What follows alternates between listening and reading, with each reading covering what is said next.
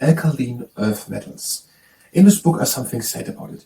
They said that they are group 2 of a periodic table. So group 1, the alkali metals, and then the alkaline earth metals. And they are reacting like the alkali metals together with water to form alkaline solutions, but not as strongly as the alkali metals are doing it. And they are also more widely found in nature. And they are beryllium and magnesium and calcium, and then strontium, barium, and radium. Now, and there is then said to the first one, to the beryllium, that beryllium is derived from beryl, which is a semi-precious gem. Beryl.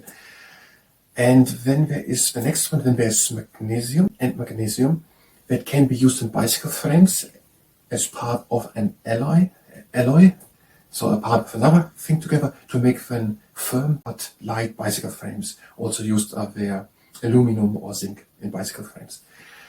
And the next one is calcium, and calcium phosphate is in bones, and it helps when the bones to get strong, firm and hard. And then there is calcium carbonate. There are at the Pamaluk Falls in Turkey, there's warm water coming out, and when the water is evaporating, and then it leaves behind icicles out of chalk, which is this substance, calcium carbonate. And magnesium is also in plants. There is chlorophyll, and the chlorophyll gives the plants its green color, or many plants. This chlorophyll is in the chloroplasts, and this chlorophyll contains magnesium, and that magnesium plays a part for the plant to get out of sunlight energy. Then there is barium. Barium is in fireworks used to make, in some fireworks, to give it a green light. Magnesium for white and strontium for red. And there is a so-called barium meal, and that can be done in hospital. There is a person, when on advice of doctors, eating something containing barium sulfate. And when they're getting X-rays in, as I understand it, X-rays in, and everywhere where in the digestive tract the barium sulfide containing food is, there they are blocked, these X-rays, and they don't come through. And when the people make an X-ray photograph or something, it is not visible there they were blocked out, and that way can be seen where everywhere inside of the human body is the food.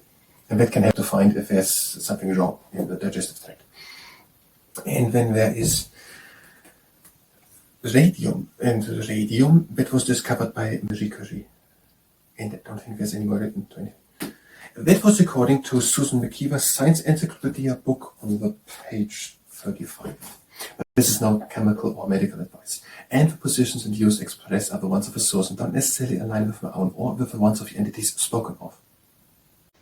Almonds. The almond is a sort of tree. The almond tree produces drupes. Drupes are a type of fruit in which middle a hard woody stone is. The fruit of the almond tree seems to have the same name as the almond tree. Almond. The almond tree produces almond fruits. The almond fruit of the almond tree, which is a drupe because it has a hard woody stone inside, has an outer hull and a hard shell. Some almond fruits are sold shelled and others unshelled. Blanched almonds are made by treating them with hot water. Cleaned and processed almond fruits can be stored refrigerated for around 1 year. If almond fruits are stored at higher temperatures, they are getting faster rancid. Almonds are used to make marzipan. The almond tree grows in Mediterranean climate, warm and dry summers, mild and wet winters. Almond trees are growing rarely on their own in the wild. Almond trees were one of the earliest fruit trees which were domesticated. An advantage of almond trees is that they can have offsprings just from their own seeds. Domestication of the almond tree started around 5,000 years ago. In the state California, which is at the west coast of the United States of America, 80% of the whole world's supply of almond fruits is growing. The almond tree grows 3 to 5 meters high. The trunk has a diameter of around 30 centimeters. At the age of 5, almond trees are able to bear their full potential of almond fruits. The almond fruits mature in autumn, which is 8 months after the almond tree flowered, with white, pale pink flowers. The almond fruit has a size of around 3 to 6 centimeters, which includes the outer hull. The typical structure of a drupe has a seed with the endosperm, the embryo and the seed coat, and the pericarp with the endocarp, the mesocarp and the exocarp. The Atlas cedar or Cedrus atlantica. It is the most commonly seen form of 3 true cedars, the Lebanon cedar and the Deodar cedar and the Atlantic cedar. And it is blue, and it comes from a valley in Algeria, northwestern Africa. And it is tolerant to drought and limestone and is growing rapidly. And it has female flowers which are 1 centimeter big and bright green. And it has a bit of a form of a fir. The Lebanon cedar is a bit up and then a majestic crown at the top. The Atlantic is a bit more like that, like a fir.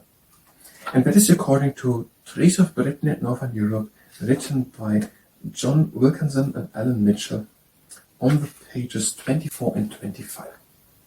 The positions and views expressed are the ones of the source and don't necessarily align with my own or with the ones of the entities spoken of. Bedrock is solid rock that lies under loose material. So under the organic part, the surface, the subsoil, the substratum, there's the bedrock. Where it is, these branches are going a bit over the ground here. That is how it looks like. In the skin of an apple are polyphenols. If an apple is dropped, a chemical reaction, oxidation, is fastened. The polyphenols lose electrons, becoming Ortho benzoquinone, that browns the apple. Carbohydrates, there are different types of them. For example, cellulose or starches or glycogen, all these things. In the human body, these carbohydrates are 2 to 3%. 2 fun facts at the beginning. Cellulose, for example, that is used mostly in plants, but humans can eat it and they cannot digest it, but it can form then bulk, and that helps to move the wastes in the gastrointestinal tract.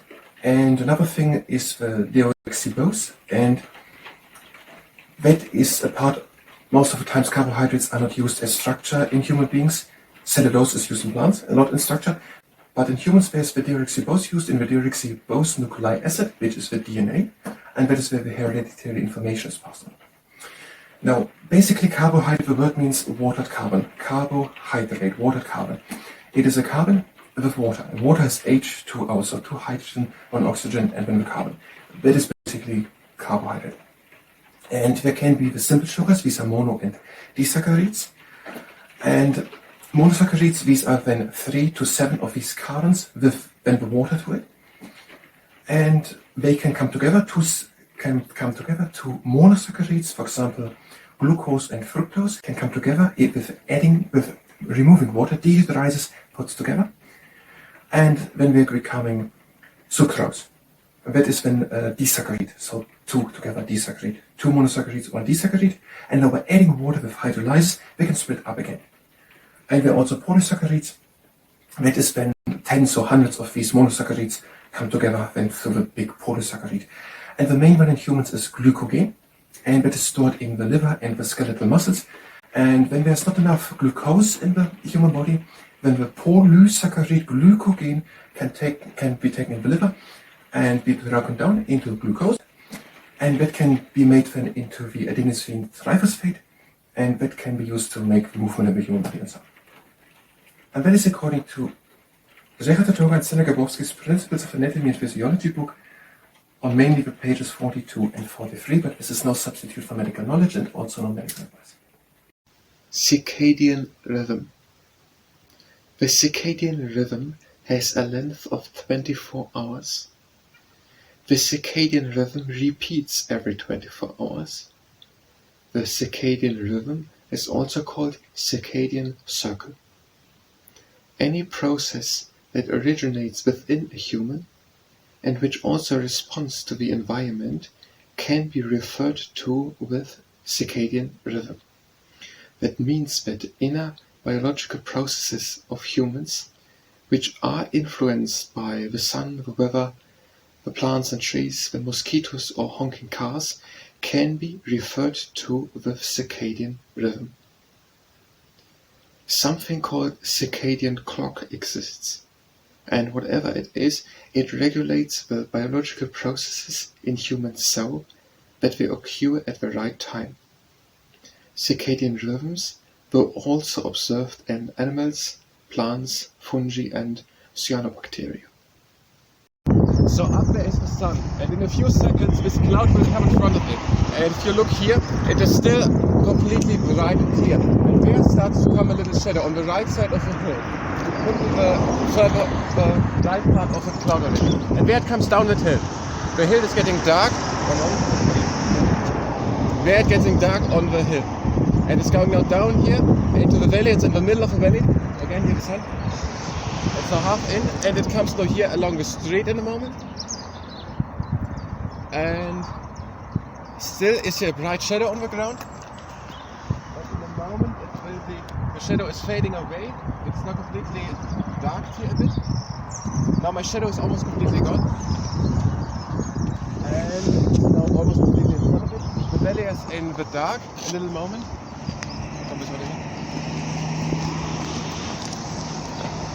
And we're still behind the cloud. Now shadow, almost no shadow. The shadow is getting stronger a little bit, I think, right now. And I think there slowly. And by the way, don't look into the sun. There, the hill is getting getting green. And in a moment my shadow will reappear.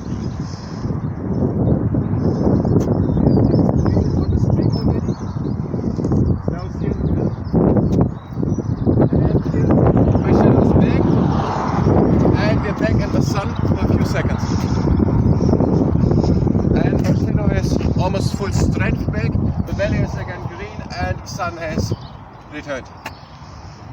The hydrogen atoms inside of a water, they have cohesion, and that is their tendency to stay together with other hydrogen atoms.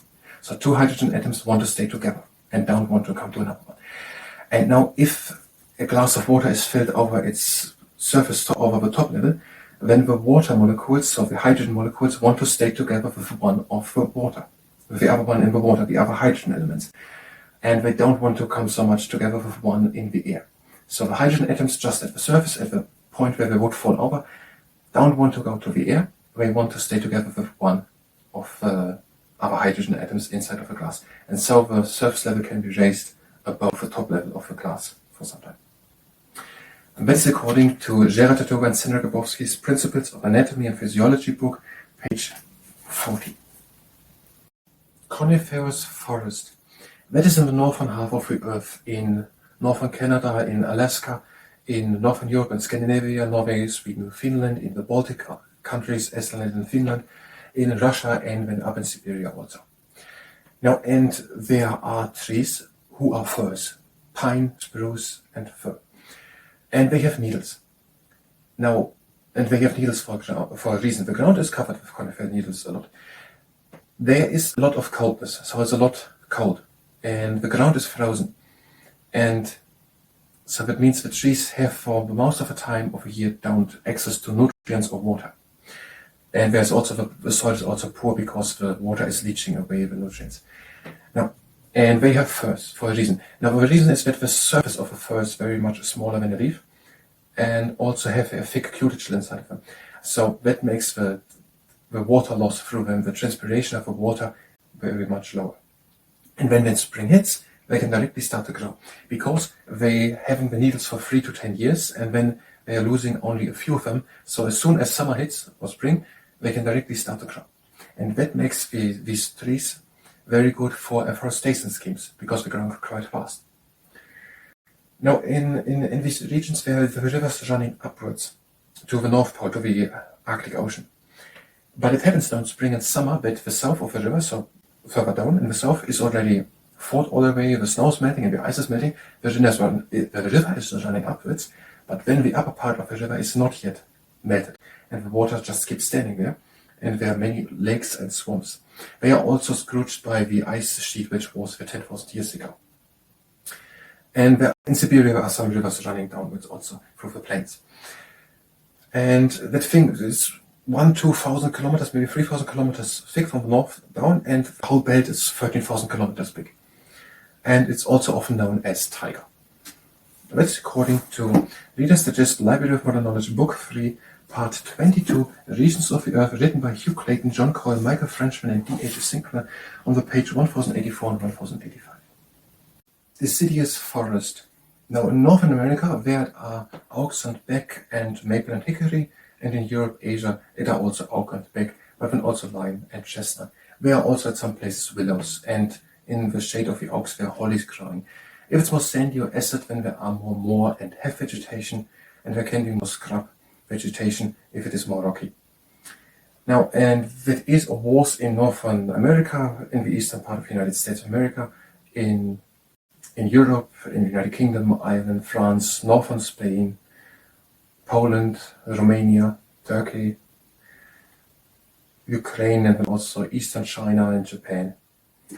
And we need at least 60 centimeters of rain per year, and also have broad leaves to get a lot of sunlight.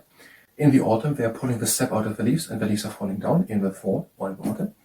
And then in spring, the sap comes back to the twigs and new leaves are growing. Many of this deciduous forest isn't standing anymore because in the last 5,000 years, the human beings, they had cut a lot of down because they needed wood for building houses, for construction, and also to make fire as fuel, and also for farmland. And that is according to the Reader's Digest Library of Modern Knowledge, Book 3, Part 22, Regions of the Earth, written by Hugh Clayton, John Coyle, Michael Frenchman, D.H. Sinclair, on page 1084 and 1085. The Deodar cedar, or Cedrus deodar. It comes from the Himalaya, the mountains in Central Asia. But it is also growing in town gardens.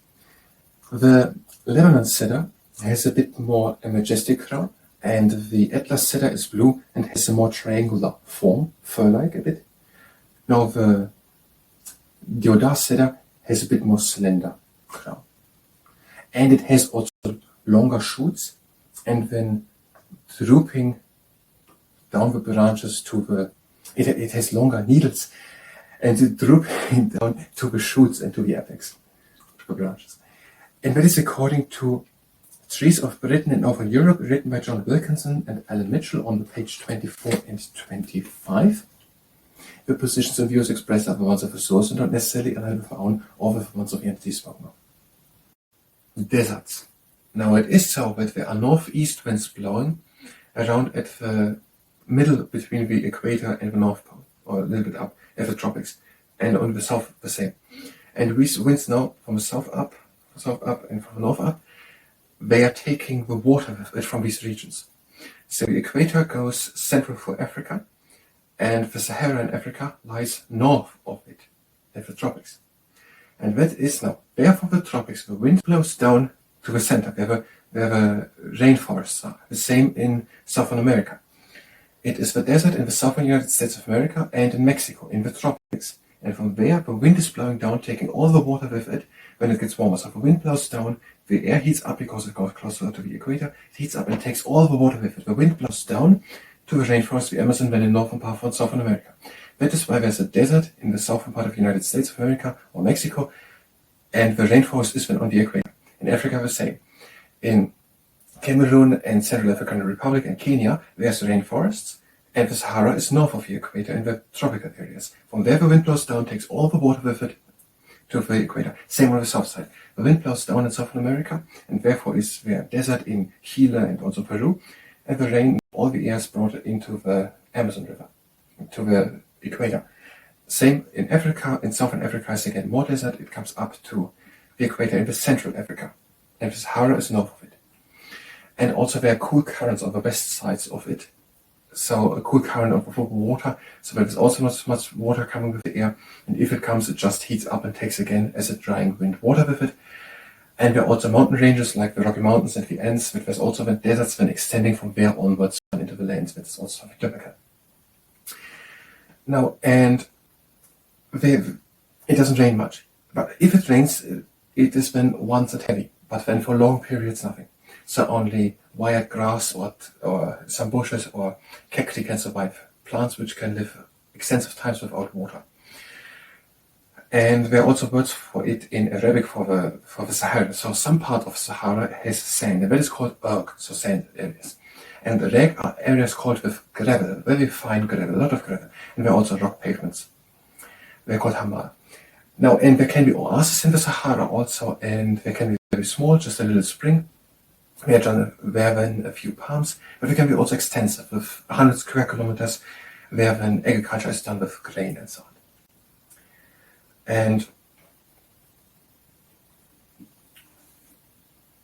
that is according to the Reader's Digest Library of Modern Knowledge, Book 3, Part 22, Regions of the Earth, written by Hugh Clayton, John Coyle, Michael Frenchman, and D.H. Sinclair on the page 1084 and 1085. Everything here seems to be fine.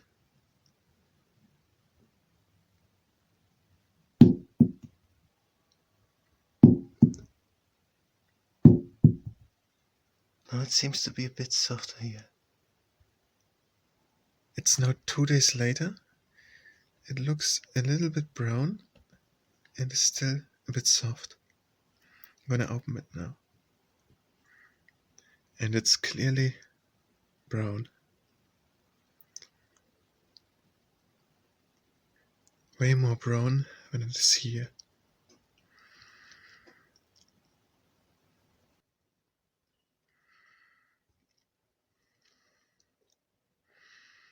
Drupes are a type of fruit by which inside of a fleshy part there's a stone.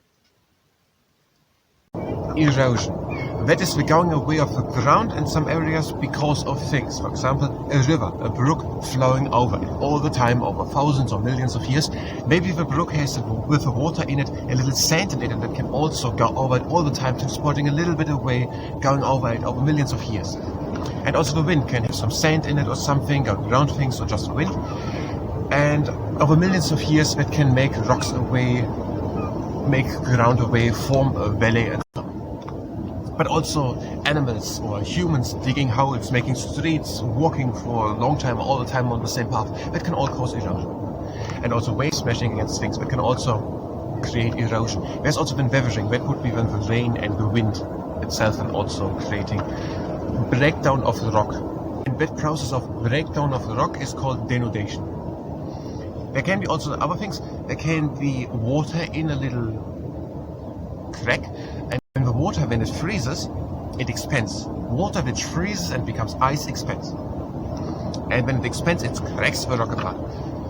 And it can be also a plant, a seed growing, a tree growing, and over time the branches and also on are cracking the ground away. And there can be something called onion skin building in the book like that. The topmost layer is heating up, expanding. If things are getting heated, they expand. If they cool down, they decrease in size. It expands, and when in the night it cools down again, and over time it cracks the rock, creating flakes.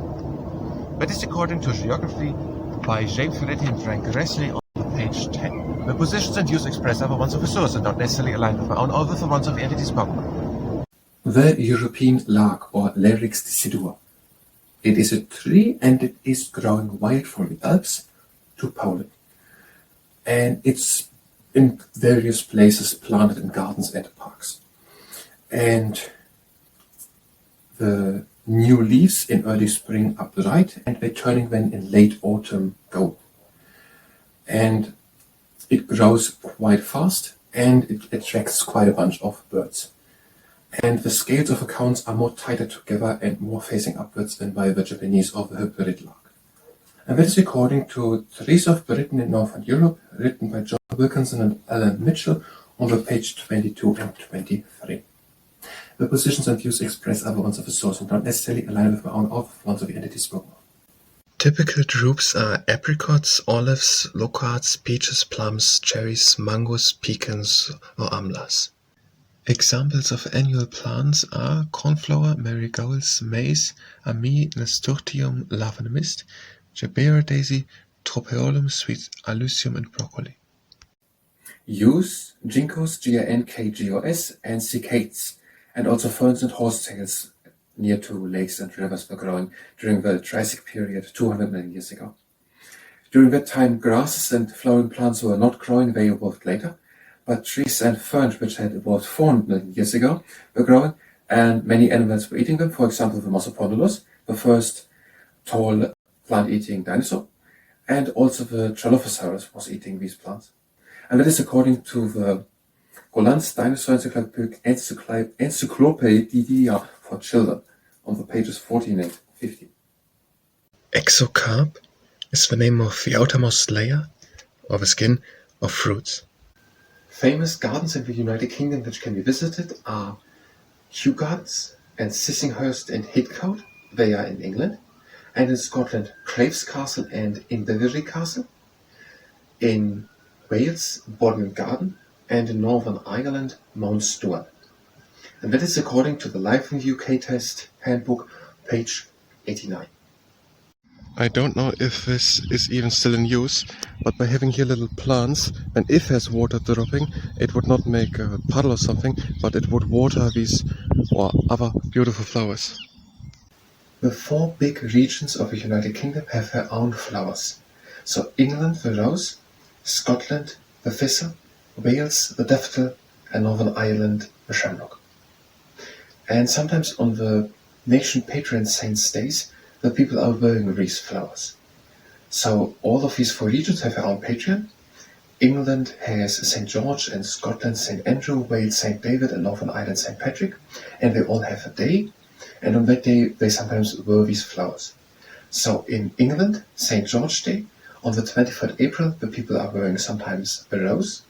Scotland, St. Andrew, the 30th November, the thistle, and Wales, the 1st March, St. David, and where it is the day the daffodil, and in Northern Ireland on the 17th March, the shamrock, St. Patrick. And that is according to the Life in the UK Test Handbook, page 89.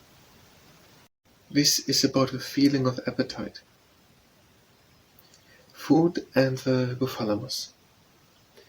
The hypothalamus is a circa 1 centimeter times 2 centimeters big part of a brain. The hypothalamus has many different functions. One of them is controlling of hunger and thirst. The hypothalamus has something called ventromedial nucleus.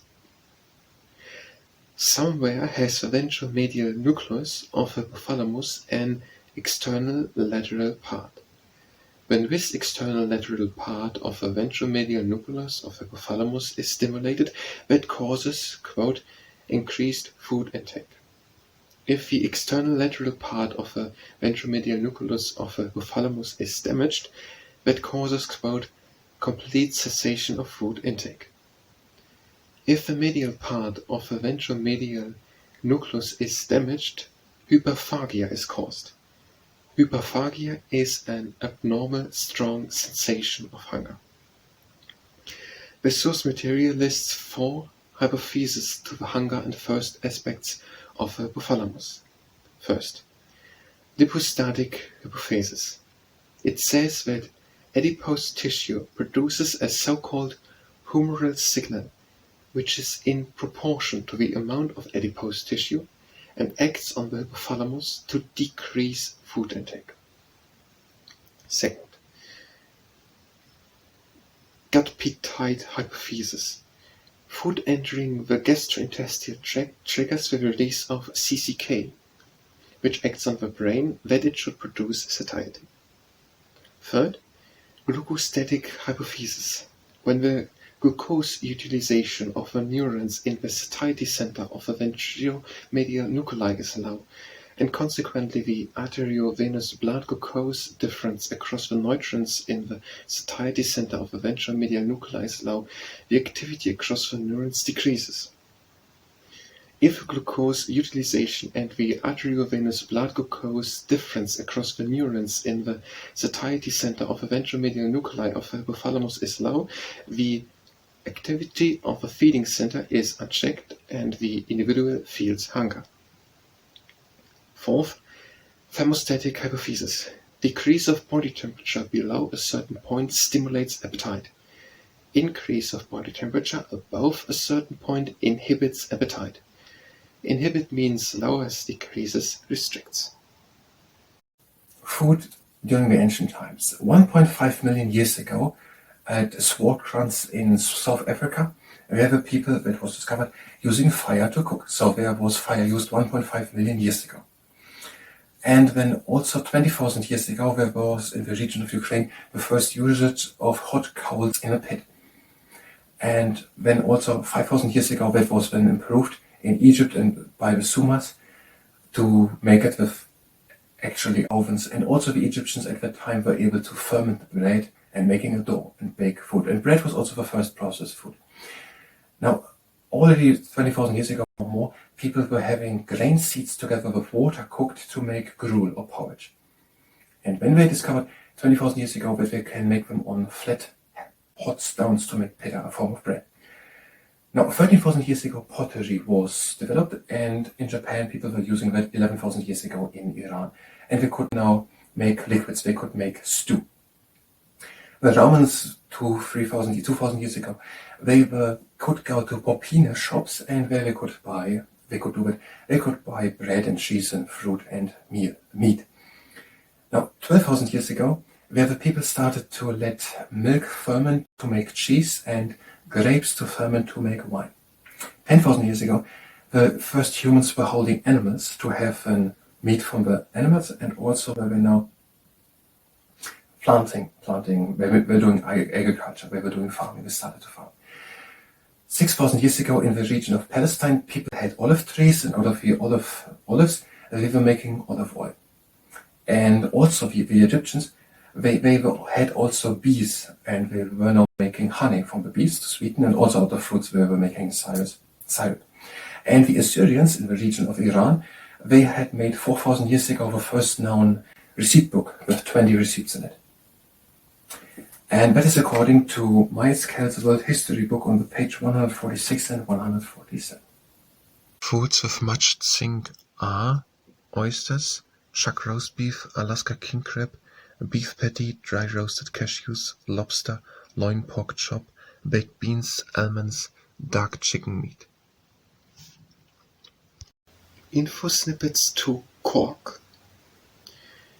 Cork is a stuff, a material. Cork is impermeable.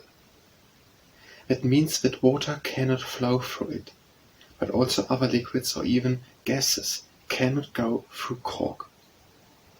Trees have a bark on the outside of a trunk and branches like a skin.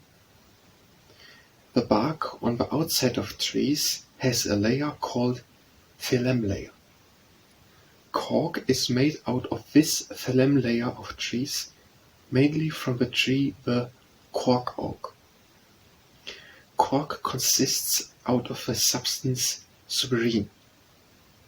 Suberin, out of which the cork made out of the phloem layer of the cork oak is hydrophobic.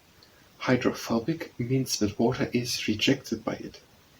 Suberin doesn't like water, it repels water.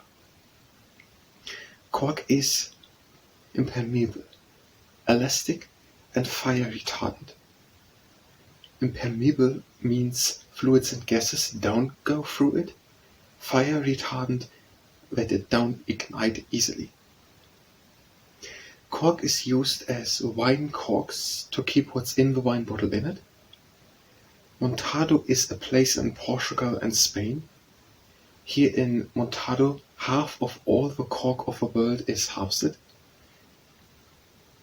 Corticera armorium is the name of a leading cork producing company. Cork is used since over 5,000 years.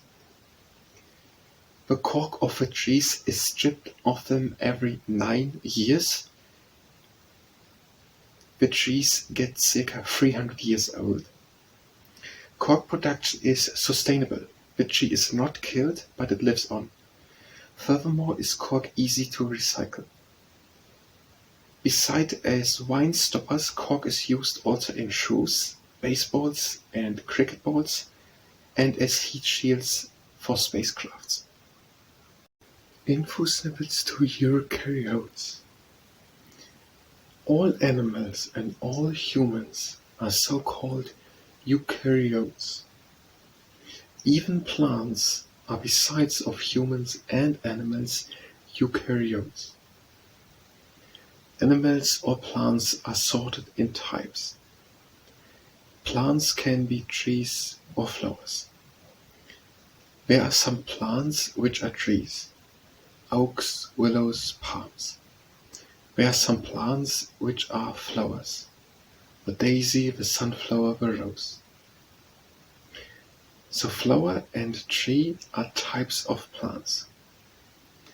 There are different types of house cats: ragdolls, the Persian or the Bengal. There are different types of panthera: tigers, lions, leopards. All house cats and all pantheras are part of a broader type Felidae. Felidae is broader than pantheras. It includes cats and pantheras, but also lynx and puma. Lynx and puma are not house cats and also not pantheras, but all house cats, all pantheras, and even more with, for example, lynx and puma are Felidae. Now, humans are neither house cats nor pantheras or Felidae, but there is a higher category which all cats, pantheras, lynxes, and on top dolphins, dogs, elephants reach. It is being mammals. Mammals are all animals which feed their younglings with milk. There is an even higher category for all animals, which gonna include birds and fish, which are not mammals because they don't feed their younglings with milk, and this type is called animal. So animal is a pretty high type. The definition of what all is an animal has to do with heterotrophy. Heterotroph means that they can not produce their own nutritions, but have to get them through eating. The definition of plants has something to do with autotrophy. Autotrophy means that they produce their own food. For example, through photosynthesis do they convert sunlight into their food, carbohydrate. The difference between animals and plants is in short something like plants are autotroph. They don't have to eat someone or something else. Animals are heterotroph. They eat something or someone else to live. And now we need an even higher type for plants and animals, and that is eukaryote. Eukaryote are all organisms who have cells, and whose cells have a quote membrane-bound nucleus. Eukaryote is a very high type of organism, including all animals, humans, and plants.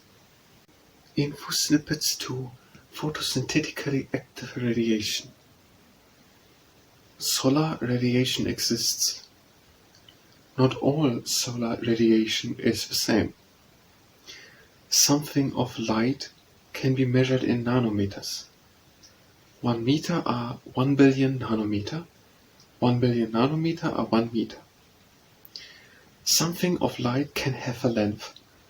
If this length is somewhere between 400 and 700 nanometers, that is then photosynthetically active radiation.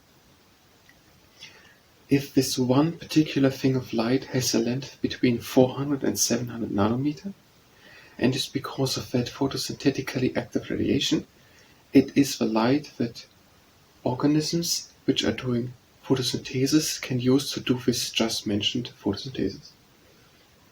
Photons, which have something to do with light, are dangerous to cells and tissue if their wavelength is shorter than 400 to 700 nanometers. These photons, which are dangerous when their wavelength is shorter than the photosynthetically active radiation length of 400 to 700 nanometers, are mostly filtered by something called ozone layer, which is somewhere in something called stratosphere. These shorter photons are more energetic, therefore dangerous. If they are longer than the spectral range of 400 to 700 nanometers of a photosynthetically active radiation range, then they are not energetic enough to allow photosynthesis. Shorter than 400 nanometers, dangerous. 400 to 700 nanometers, fit for photosynthesis. That is the photosynthetically active range. Longer than 700 nanometers, not energetic enough to be fit for photosynthesis.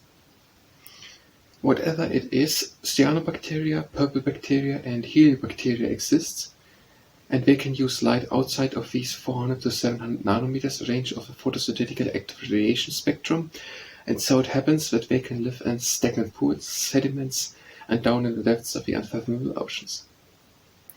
Photosynthetically active radiation measure is important in agriculture, to know if onto wet field by these many clouds, their height on wet mountain and the shadow of wet mountain so close to the equator during wet season, so and so much photosynthetically active radiation comes, which the plants can use to grow, because its wavelength is between 400 and 700 nanometers, which is between the 15 and 25,000th of centimeters length. Info snippets to pollarding. Pollarding is a special kind of pruning. Pollarding has something to do with trees. A tree has roots underneath the earth in the soil, then a big trunk, and at a few meters height out of the tree are branches coming. Out of these branches even more branches are coming until there are thousands of bigger and smaller branches which are forming the so-called crown of a tree. By pollarding, the upper branches of a tree are cut, which somehow leads to the development of a denser head of foliage and branches. The pollarding technique of cutting the upper branches of trees is done sometimes when trees are growing in cities to keep the trees at the desired height. In the source there is some talk about using the removed material to feed it to animals. The removed material of a tree is then called fodder also. If it is wanted to use the cutted material as fodder, food for animals, the trees are cut every 2 to 6 years to have the most leafy material. If someone prefers longer branches for fencing and boat construction, they are waiting 8 to 15 years to pollard the tree. When trees are pollarded, they live longer because they are kept in partial juvenile state and because the weight and windage is reduced. The age of pollarded trees is harder to specify because they are often hollow. Species diversity of animals and plants of a place can be increased because more light reaches the ground. In Epping Forest in Greater London in the UK, the trees were pollarded until the late 19th century. As it was then stopped to pollard the trees, it led to that the new springing shoots developed into trunk-sized branches. Here the pollarding, or more precise, the onset pollarding and then the neglecting of it, caused even less light to come to the ground. Not all trees are suitable for pollarding. Info snippets to silvopasture. Silva is the Latin word for forest. Silvopasture is a way of doing something. Trees can be planted to harvest their fruits and the wood of the trees themselves. Animals like cattle and pigs can be led to special meadows to graze. Silvopasture is the name of the way of planting trees in an area in a way that in between the trees a meadow is growing from which animals like cattle and pigs can eat from. Silvopasture is the practice of integrating forestry and grazing in a way that both branches benefit from it. There are also other types of something called agroforestry.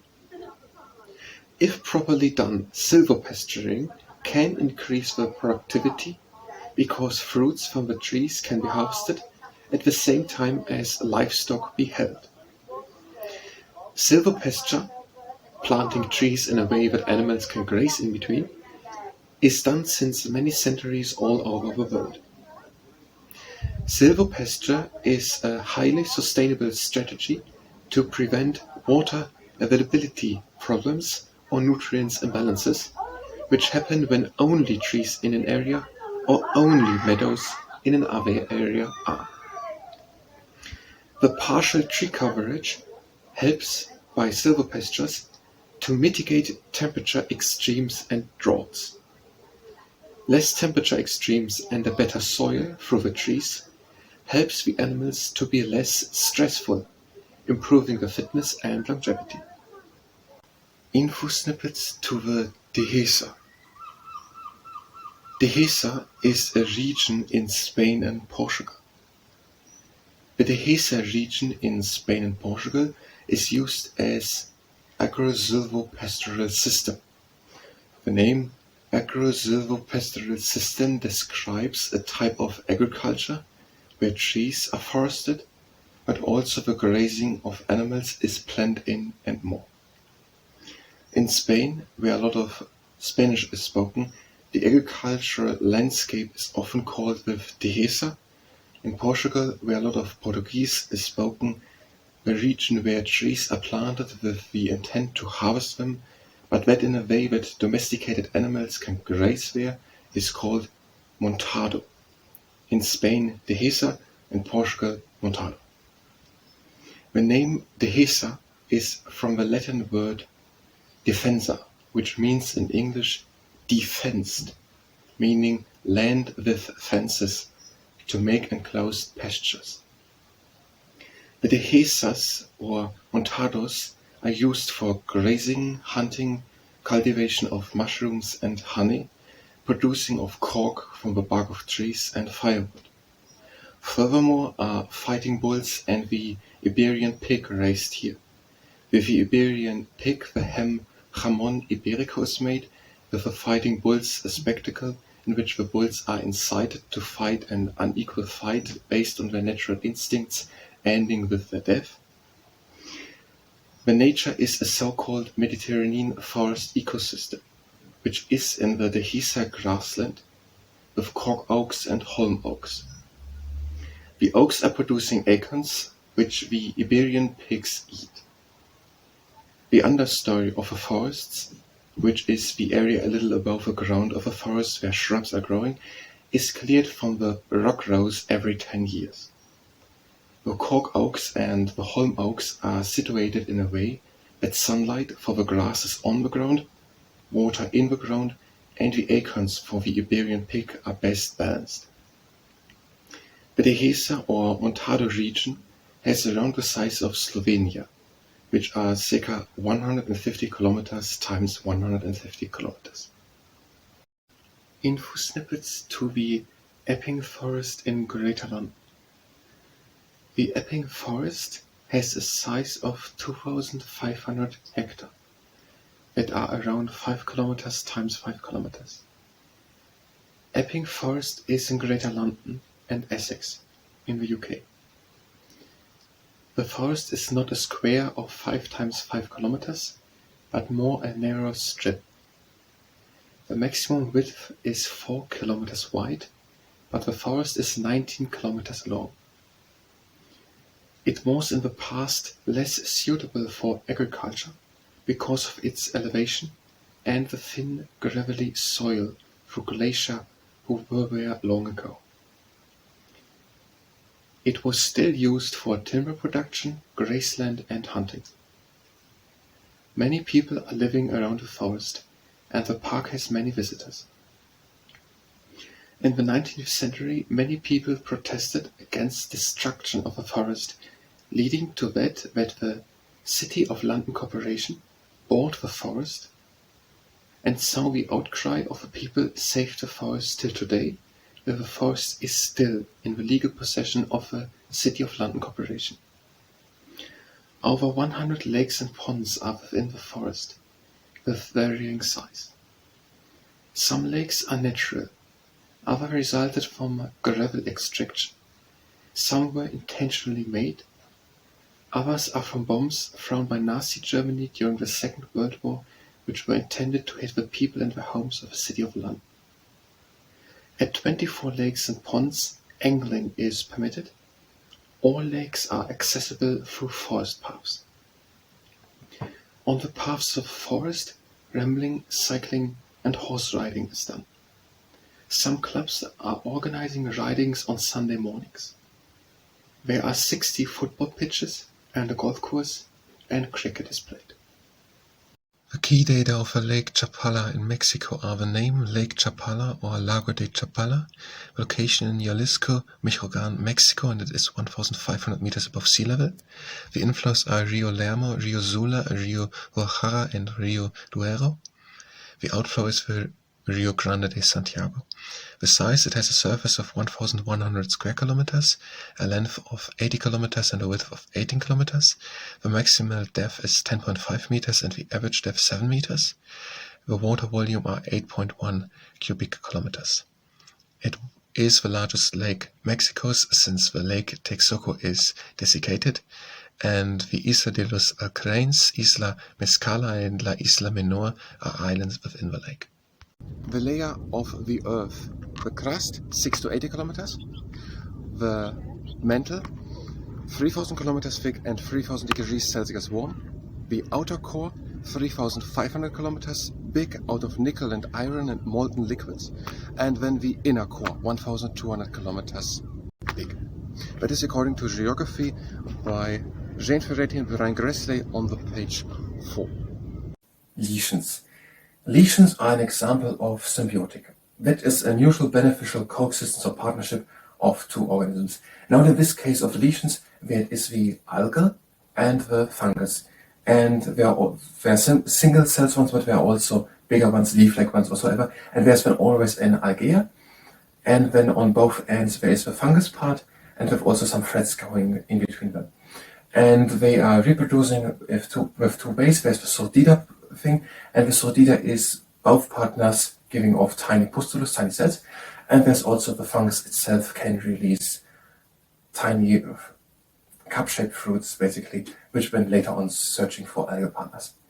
And there are different forms of it. There are, for example, the encrusting, the crustose, or the branching, the fruticose, and the leaf-like, the foliose. And one example of a foliose is the Xanthoria parientina.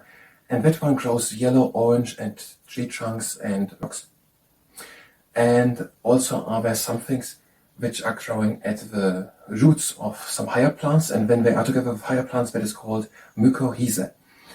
And they are growing at the roots, for example, of pine trees and orchids, and they are delivering then water and nutrients to the tree. And also it's a mutual beneficial coexistence, also by the lesions itself. And it is food for the fungus from the algae, and then also protection and moisture from the fungus to the algae. And that is according to Reader's Digest Library of Modern Knowledge.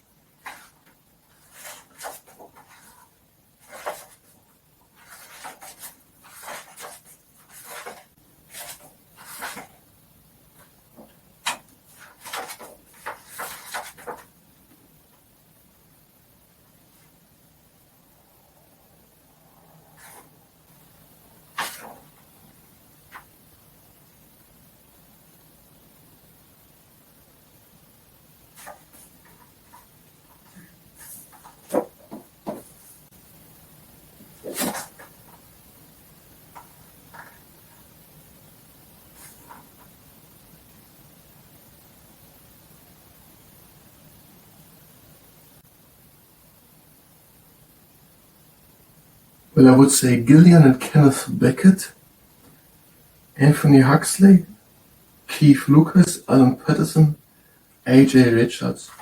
on the page 269.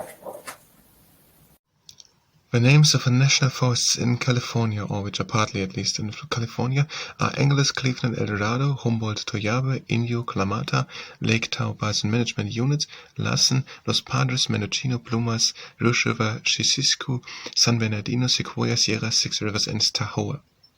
Mediterranean vegetation. Now, the region around the Mediterranean Sea in southern part of Europe, it has become drier in the last few thousand years. And there was a lot of evergreen oak forest, but it was cut down to make agriculture land for cropland and also by animals like goats which eat anything.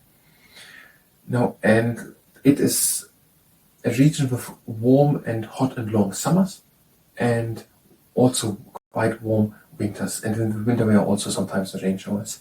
It is sunny basically all the year. And in the summer there's also an offshore wind. And there are some trees growing. There, for example, but they're now more scattered, so not forests like they're more scattered. The evergreen oak also, or pines and cedars and cypresses.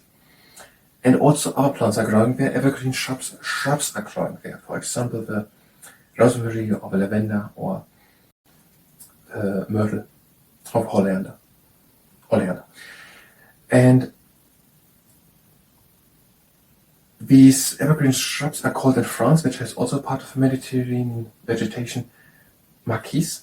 And so the Drupes, or the resistance people, which during the Second World War fought in southern France, were also called maquis because they were hiding in regions where this was growing, this maquis, this evergreen shrub type. And the Mediterranean vegetation, it's also a bit in California, in the Northern America, and also in Southern Africa, and also in the southern part of Australia, but basically all around the Mediterranean Ocean, more in the north and in the south at Africa. But it is also a bit by Morocco and by Tunisia and Algeria, and also when by Turkey and by Slovenia and I think Bosnia and Herzegovina and Italy and Spain, Portugal, and also southern France.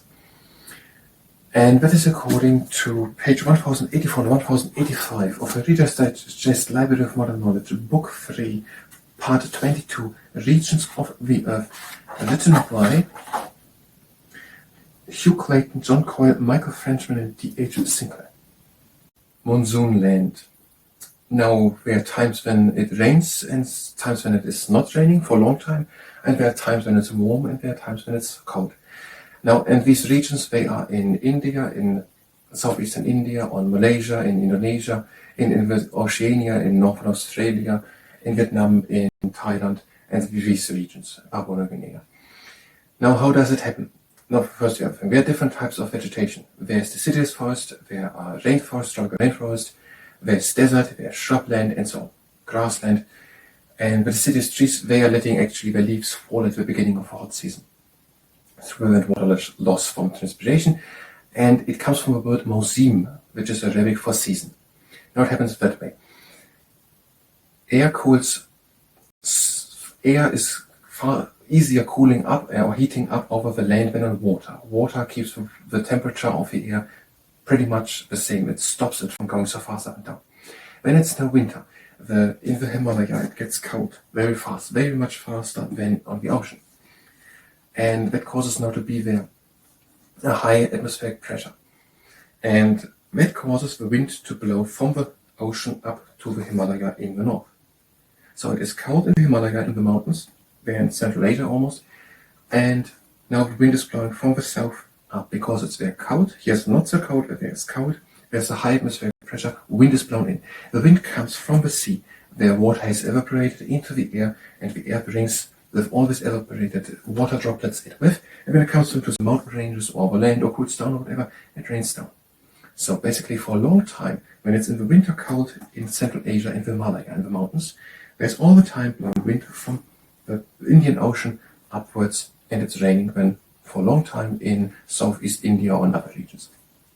In summers, Erosion. There it is hot in the Himalaya, and there's a low temperature, low atmospheric pressure. And now the wind is blowing outwards, because it's then colder at the ocean, and here on the land it's warmer basically, and the wind is blowing outwards. The wind coming from the land does not have water in it. it couldn't take water up where it's on the land. So when the whole summer through, or the whole July through, for example, the wind is blowing outwards and it is dry in India, for example. And it can be actually differently depending on what part of the world someone is. In India, it is raining in January. In eastern Malaysia, it is raining in July. And the season is the other way around. Because all these phenomena can happen in different directions here on the oceans, in different directions. But basically, they're coming from the islands. Sometimes they're coming over the islands to Malaysia. And when it rains already in Indonesia, and then in the other way around, it's coming from the other side.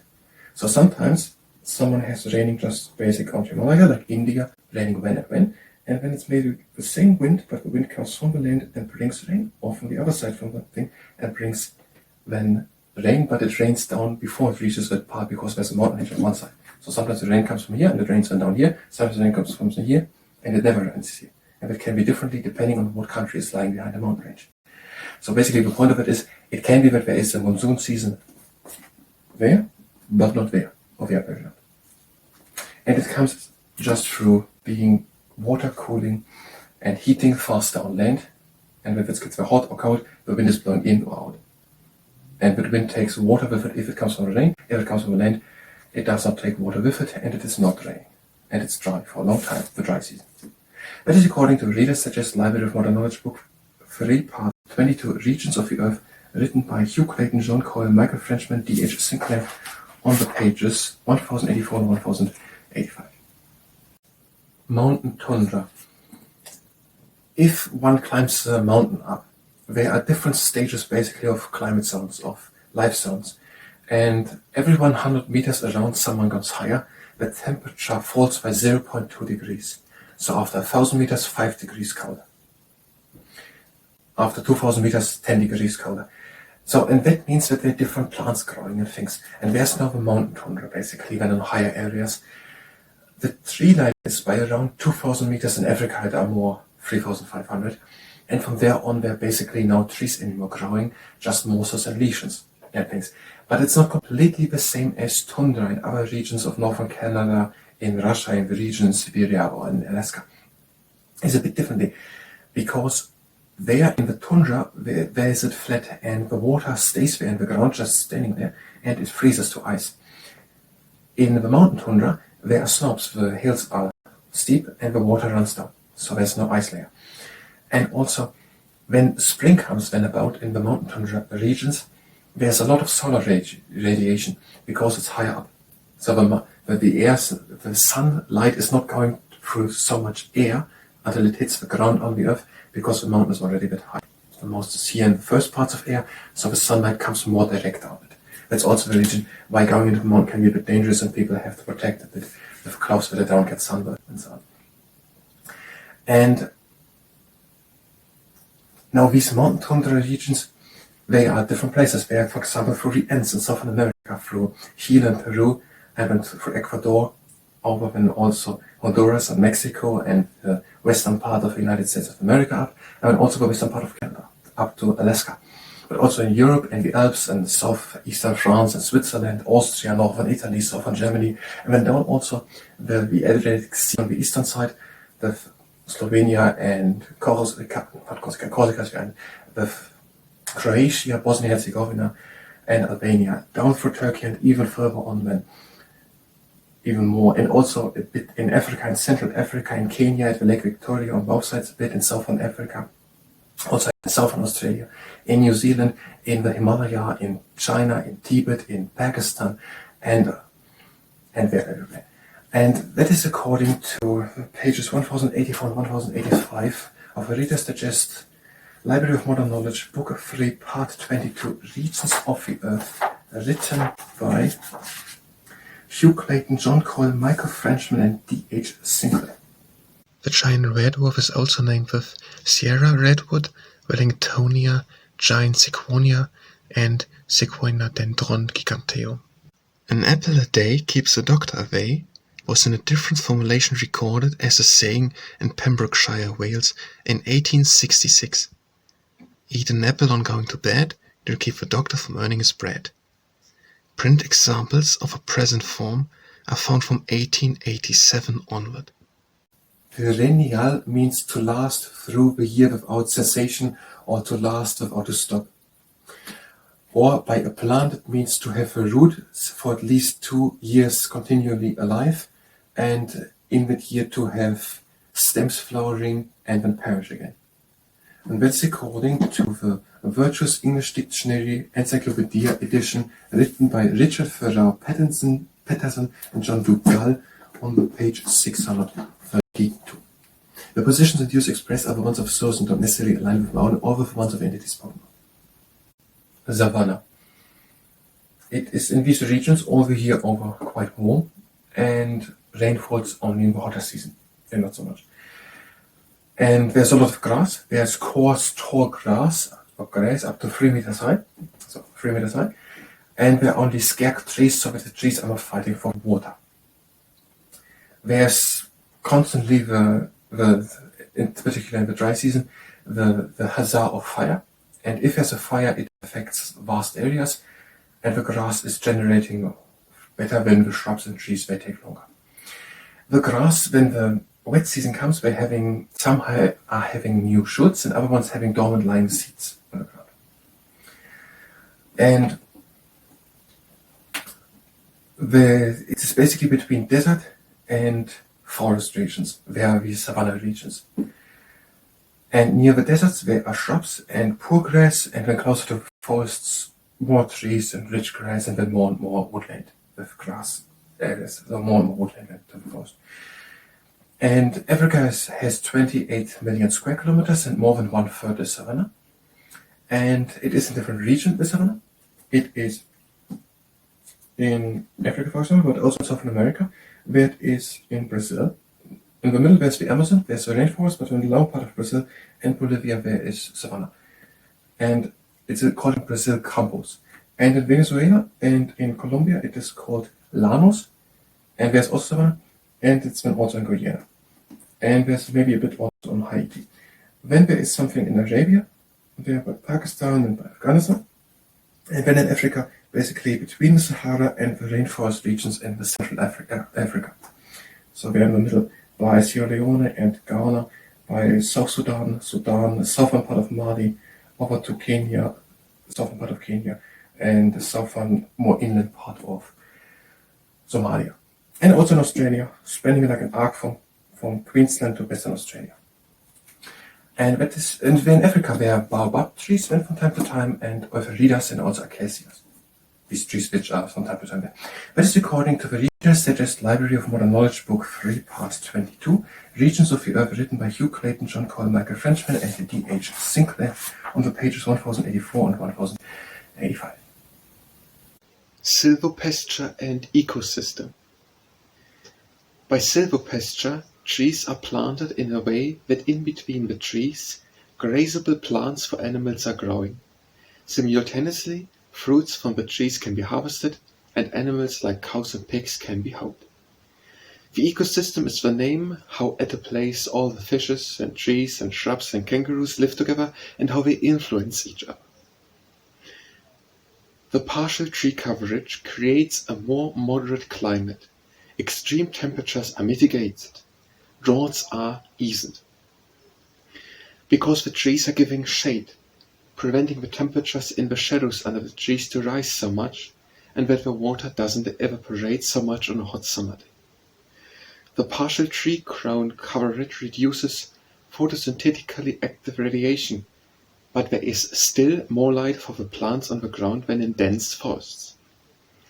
The balance between reduction of photosynthetically active radiation, but still letting some light through, helps that more different kinds of plants can grow, which improves the quality of a forage. Forage is the professional name for the stuff the grazing animals are eating. The temperature near the ground in silvopastures is lower than in open pastures. Besides of reducing water vanishing through evaporation with the shadows, the trees are also reducing wind. Cooler temperatures, moderate light income, improved moistureness of the soil are making silvopastures more resilient against heat waves and droughts. Because all the animals are eating a lot of what's growing in the understory, there is not so much biomass accumulated, that minimizes the risk of fire. The greater range of plants growing makes it easier for pollinators to live there. The animals living between the trees are eating the unharvested fruits of the trees, which minimizes the risk of pests and diseases. Saint Francis of Assisi. He lived in the 12th and 13th century, and he is the patronage of ecologists and of nature conservation. And he was the son of a rich Italian draper, and he was about to become a knight, but he felt uneasy with the plight of the poor. Then he heard a voice when he was 24 telling him, "Repair my church." And he literally did it. He raised money and rebuilt the church of San Damiano in Assisi. He went so strongly to help the poor that he broke also with his father over it. He seems not to be so very happy with that. He lived in poverty and he wanted just to help the poor. He was going around the country collecting money from the rich and giving it to poorer people. And the way he lived in simplicity, generosity, humility attracted many people. And many people followed him because they saw him living in humility, simplicity, generosity, without all the grand edifice of the Catholic Church mentioned that way. And he loved nature, and also he went one time to the Saracens, evangelizing, missionary, and during that time so many people started to follow him as order that when he came back, with the wars too many for him, he opened a smaller one and led it. At the end of his life, he went to Mount Laverna, and he was meditating there, and then he got the stigmat of Christ, so the bones which Jesus got during the crucifixion, at the hands, feet, and chest. And now he also wrote the Canticle of the Sun, and in that he expresses his affinity to nature and the yearning after the simple and innocent life of Adam and Eve in the Garden of Eden. And that goes like that, the four voices. Praise to thee, my Lord, for all the creatures, above all, brother sun, who brings us the day and gives us his light. And then the second verse is, praise to thee, my Lord, for the river wind, for air and cloud, for calm and all weather, with which both supportest life and all the creatures. And then the third verse is, praise to thee, my Lord, for our sister water, who's so useful, humble, precious, and pure.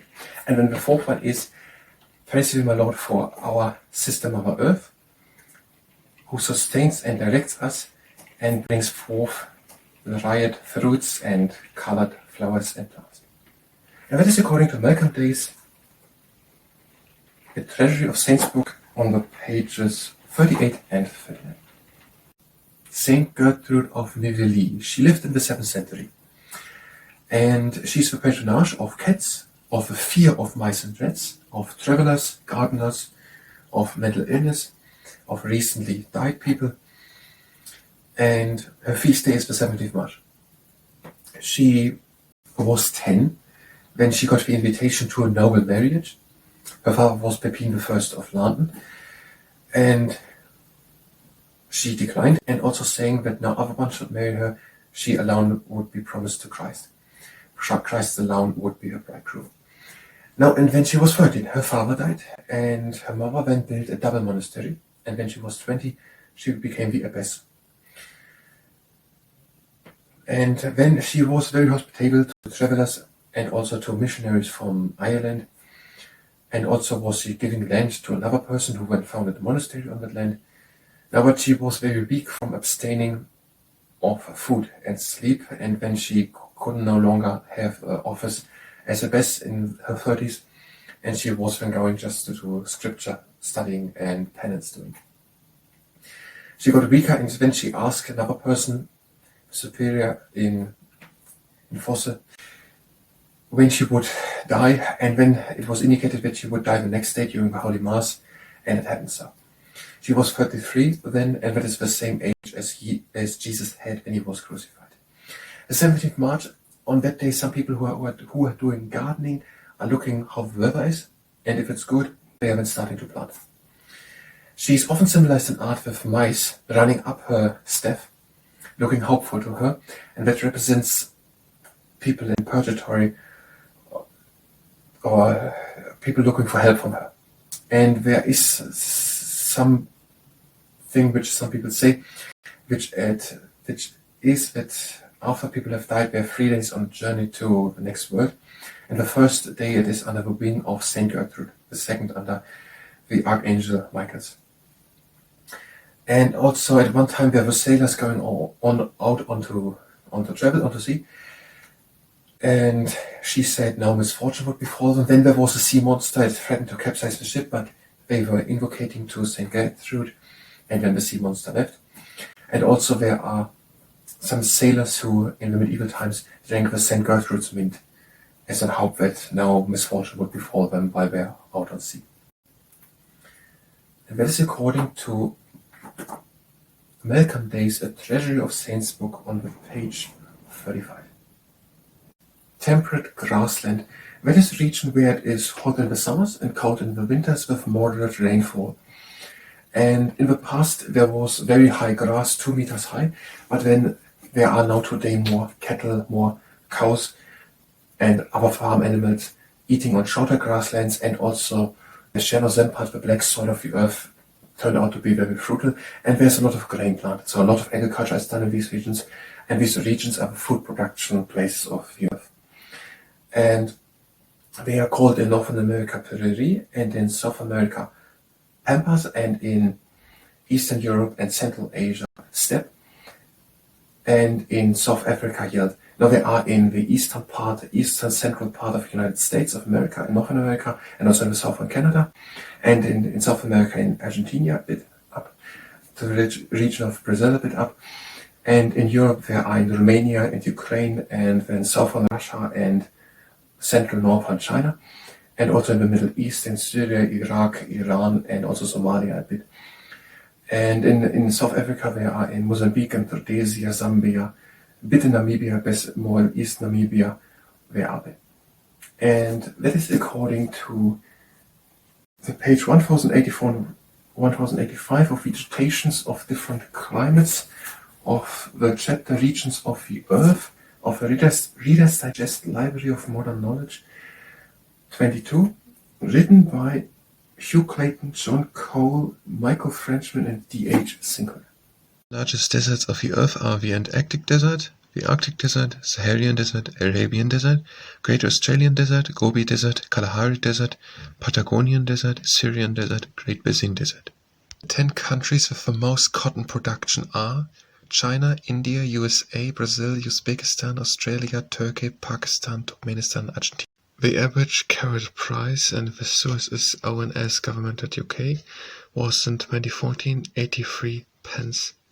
2015 76, 2016 65, 2017 64, 2018 67, 2019 68, 2020 58, 2021 51, 2022 56, 2023 67, 2024 77. Climate of California. The weather is differently in different parts of California. California is a region in the country United States of America. The United States of America are a large country in North America. In some regions in California, the climate is like in a hot desert, in others like in an alpine tundra. How the climate in California is depends on whether the area is a mountain area or whether it lies close to the coast. California lies at the Pacific Ocean. The Pacific Ocean is a very, very big sea. The Pacific Ocean is so big that it takes up 1/3 of the place of Earth.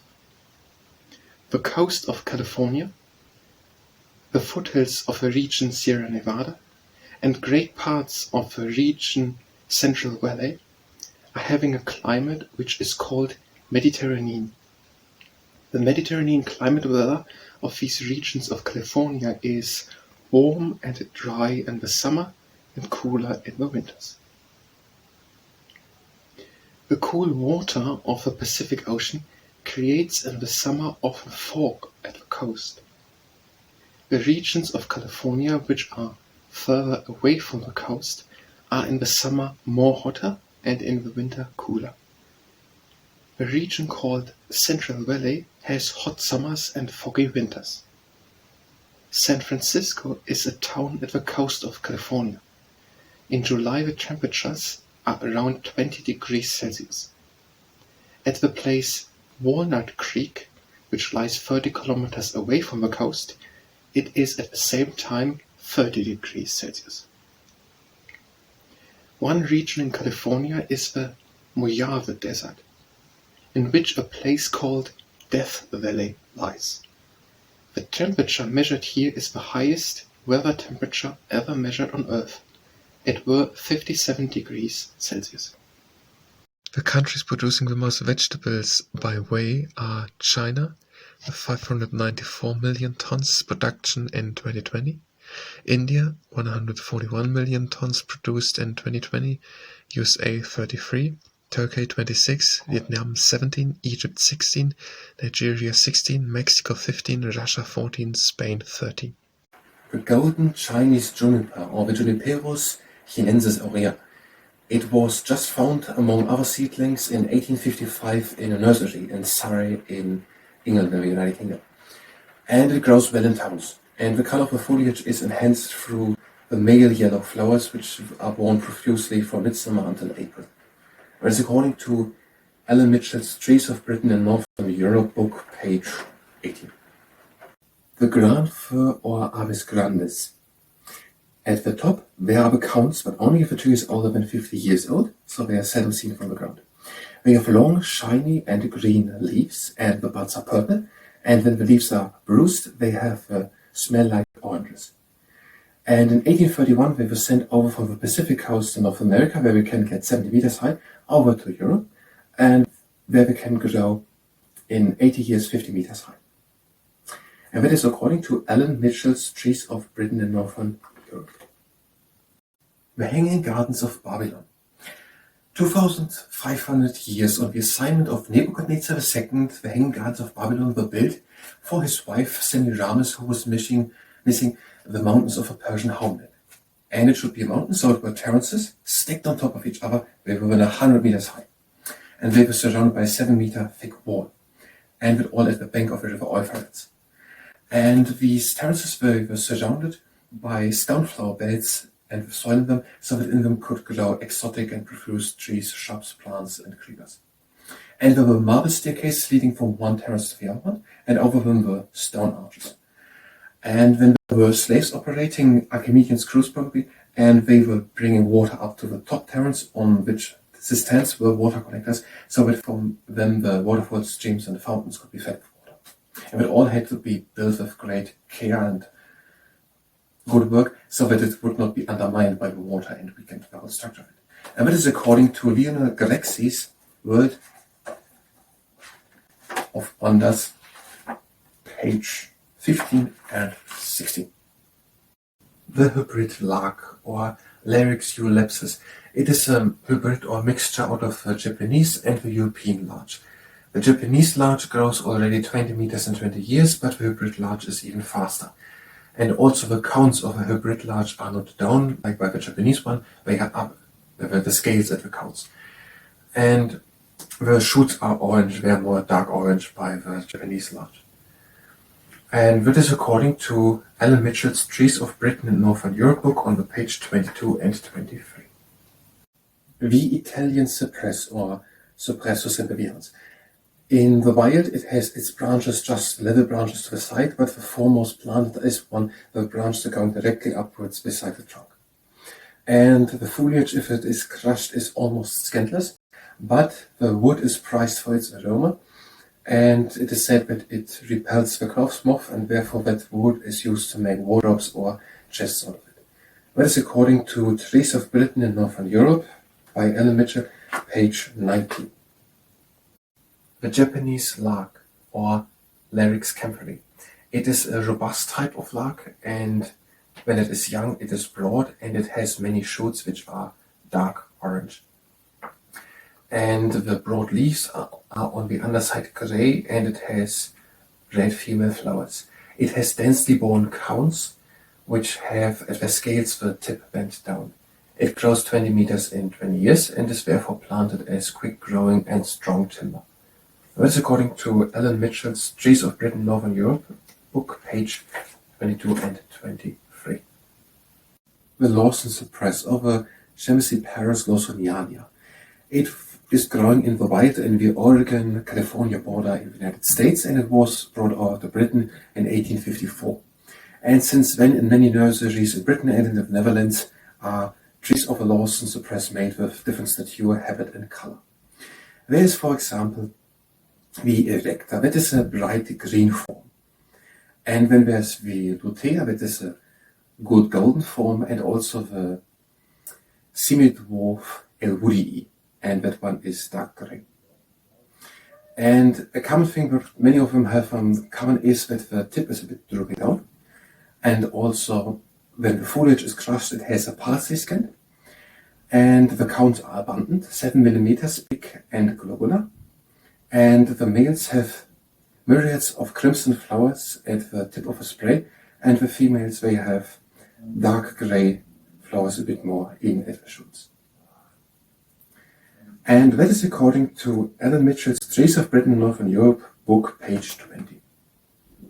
The Lebanon cedar, or Cetus libani. It grows fast from a slender young tree, then up, and has then a majestic crown, other as the Deodar cedar or the Atlas cedar. The Atlas cedar is the blue one. These three together, Lebanon cedar, Deodar cedar, and Atlas cedar, are the three true cedars. And now the Lebanon cedar has then the big splendid crown at the top.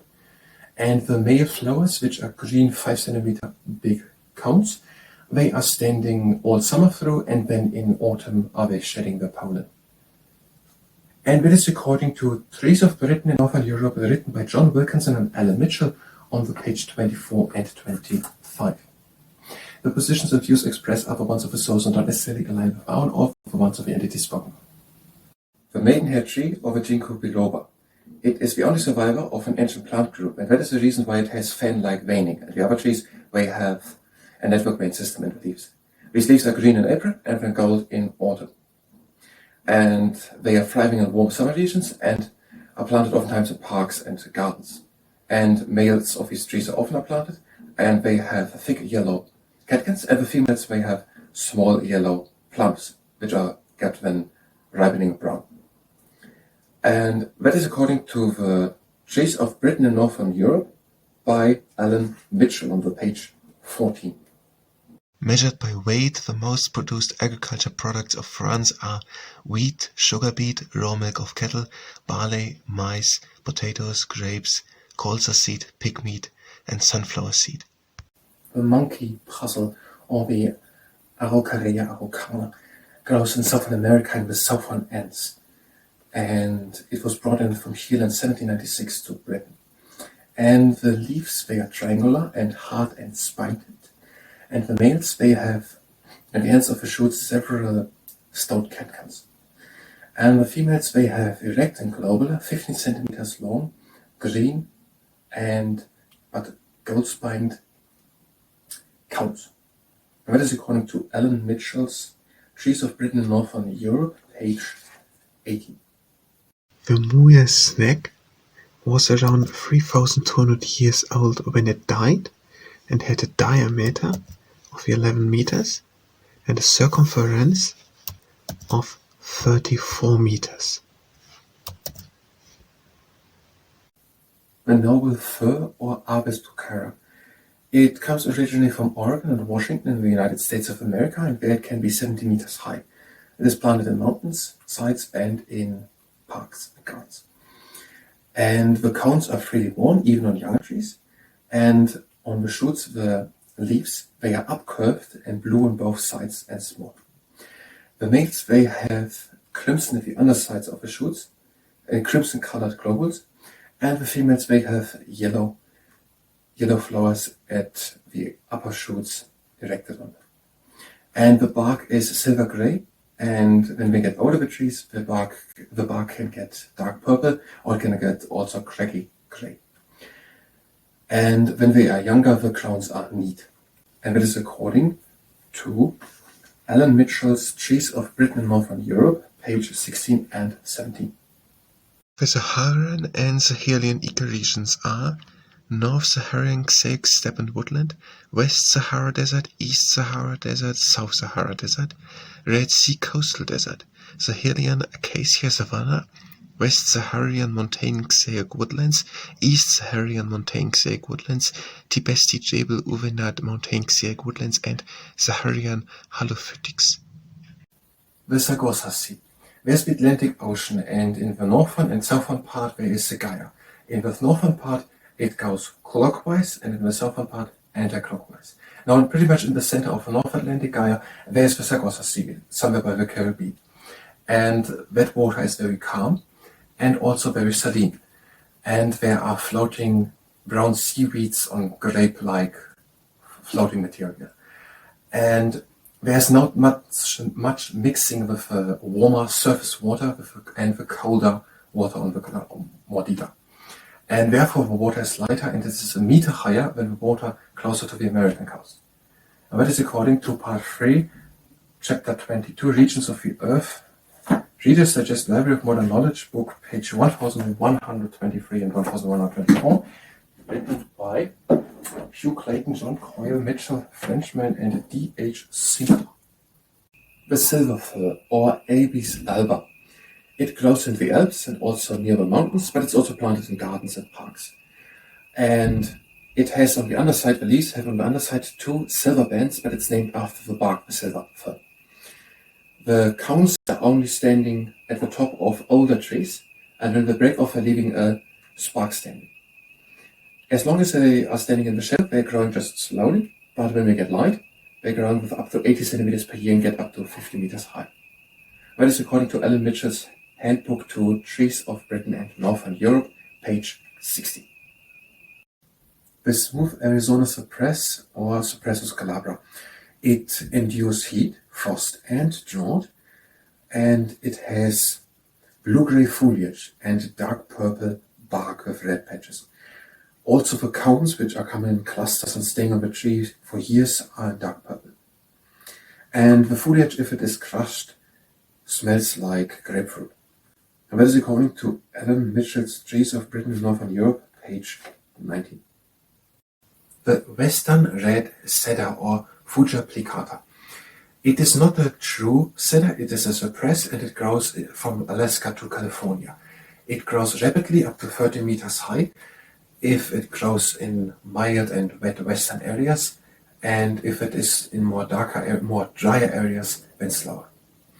It grows good as a hedge, and it is good to cut, and it can be also grown in shady areas under older trees or older forests, and where it grows when with a light and strong timber.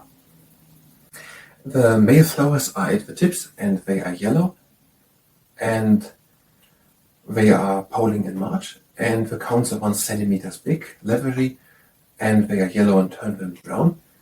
And the foliage that is shiny and bright and has a scent of, or a smell of pineapple.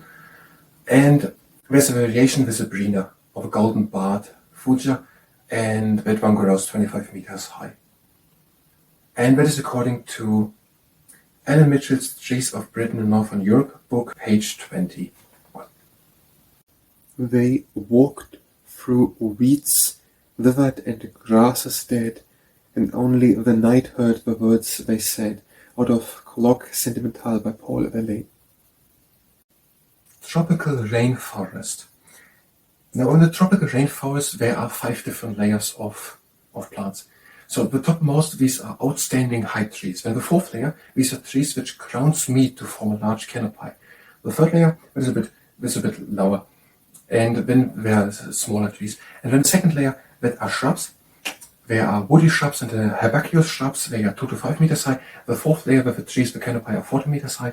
And then the lowest layer, the 1st layer, that is around half a meter high. There are tree seedlings and non-woody shrubs.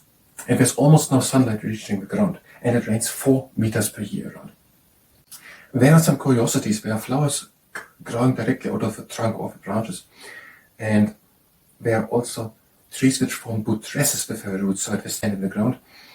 And there are lianes. They are basically hanging between all these layers, and epiphytes. Epiphytes, they are growing on seeds, on humus, which is lying in cracks of other trees. There are fig trees. There are fig stranglers. and they are growing on another tree. They are going down with the roots then, and then the tree in the middle dies, and just the roots of a new fixed stringer keep standing.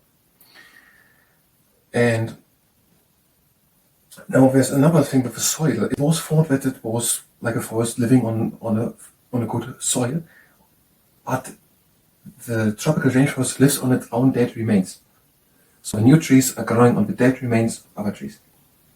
There are different types of trees. There are mahogany and greenwood and ironwood and greenheart, rosewood and ironwood and greenheart and teaks and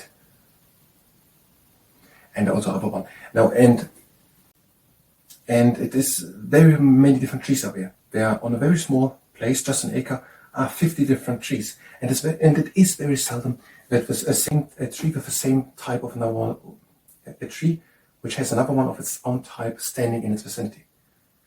And there is the tropical rainforest now. It is in South America. Now again, South America, where it is, where the place, there in Brazil a lot at the Amazon River, also in up to Ecuador, and also here at Uruguay, a bit down at Uruguay there, maybe a bit in the north of Paraguay and Bolivia, and in Ecuador there, and in Central America, in Panama and Costa Rica, and in Honduras, Nicaragua, and then in Africa also a bit here at Ghana and the Central African Republic, there are more also, a bit then in Kenya, in Mozambique, and on Madagascar, in the western part of India, and also in the southern part of China, Korea, and then Indonesia and northern Australia also. And everywhere is it. And that is according to Book 3, Part 22, Regions of the Earth, Reader's Digest Library of Modern Knowledge, written by Hugh Clayton, John Cole, Michael Frenchman, and D.H. Sinclair on the page 1084 and 1085. Tundra. That is pretty much north on the world. Now there's first Deciduous Forest with a lot of different trees. Then there's the Coniferous Forest, where it's so long, so cold, they're just fir trees basically standing. And then gradually these fir trees are getting less and less, and then they're just some Arctic willows and birch trees. And then basically just some lichens, some mosses, but many flowers, mosses, many flowers, and just shrubs, cranberry and cloudberry, and that is the tundra region. So after the Coniferous Forest, where it is already so cold that only fir trees are growing, gradually it goes over to the tundra region, and that goes on until there's just the ice. And sometimes in the summer, the water at the top is thawing, but it stays all the time frozen in the ground, so the water cannot drain properly away, and there's a lot of flooding from it. And the ground is unstable. It is oftentimes debris from the retreating ice sheets, so sandy and so on. And there are harsh winds coming from the north down. It is long cold. The plants have a short life cycle, sometimes just 3-4 weeks. The summers are very short. And where is it? It is in the north, around the pole, around the North Pole. So it is in Northern America, in Alaska, the United States of America. It is in Canada in the north, very much in the north of a coniferous forest. And this is in Greenland, so Danish Greenland, at the outside of the southern part of Greenland. The rest is ice sheet of Greenland. Then it is in Scandinavia, in Europe, in Norway, Sweden, Finland. Then it is in Russia in the north. And there it is tundra. And that is according to the Reader's Digest Library of Modern Knowledge, Book 3, Part 22, Regions of the Earth, written by Hugh Clayton, John Cole, Michael Frenchman, and D.H. Sinclair, on the pages 1084 and 1085. Vegetation during the Triassic, that was 200 million years ago. During that time it was much drier. The whole land masses were all together in one place, and there were many areas of desert and dry areas. And flowering plants and also grasses didn't exist yet, they evolved much later. But ferns and trees, which had evolved 400 million years ago, were growing. And examples which were growing are yews and ginkgos, G-A-N-K-G-O-S, and also corn-bearing cycads. And near lakes or rivers where there were also ferns and horsetails. And for example, the Marsupial was a dinosaur, the first tall-eating dinosaur who was eating plants, and also the Dilophosaurus was eating also plants. And that is according to Golan's Dinosaur Encyclopedia for Children on the page 14 and 15. Where love is planted, There it grows, it buds and blows like any rose. Out of In Yon Garden by Anonymous. Wither means something fades or wastes away. A rose had withered. Whither asked to what direction? Whither are you going? The hut that I was heading seemed abandoned. Xanthorrhea pyrotina. Xanthorrhea pyrotina is a symbiotic living organism. It is a yellow or orange organism visible on tree trunks or stones or rocks. And it lives in symbiotic, so in a mutual beneficial way. It is a fungus and an algae. And it's a foliose one, so a leaf-like one. It is always a layer of fungal hypaea, and then one algal cell, and then again fungal hypaea, and some fungal threads interwoven between the algae. And they both living together, they have a mutual beneficial relationship, so they are symbiotic. And the fungus gets food from the algal, and the algal gets moisture and protection from the fungus. And that is according to Reader's Digest Library of Modern Knowledge, Part 1, 5, by Gillian and Kenneth Beckett, Anthony Huxley, D. M. Keith Lucas, Alan Patterson, and A. J. Richards, page 269. The yew or Cactus baccata is a tree, and even if it is 1,000 years old, it can support branches with width of 3 meters because it has very robust timber. The bark is pale red-brown and a bit purplish. And out of it can be cutted robust hedges. In February, the males in February are shooting pollen in clouds, and they're having pale yellow flowers beneath the shoots. The females have tiny green leaves, which are then ripened into fleshy scarlet cups, and inside of them there's a black, highly poisonous seed. And also the foliage of them, whether dried or fresh, is poisonous. There is the Irish yew, the Fagiata, and they are all dating back to one tree found in the wild in 1790, and they are females and they grow oftentimes in churchyards. And that is according to the Trees of Britain and Northern Europe, page 50.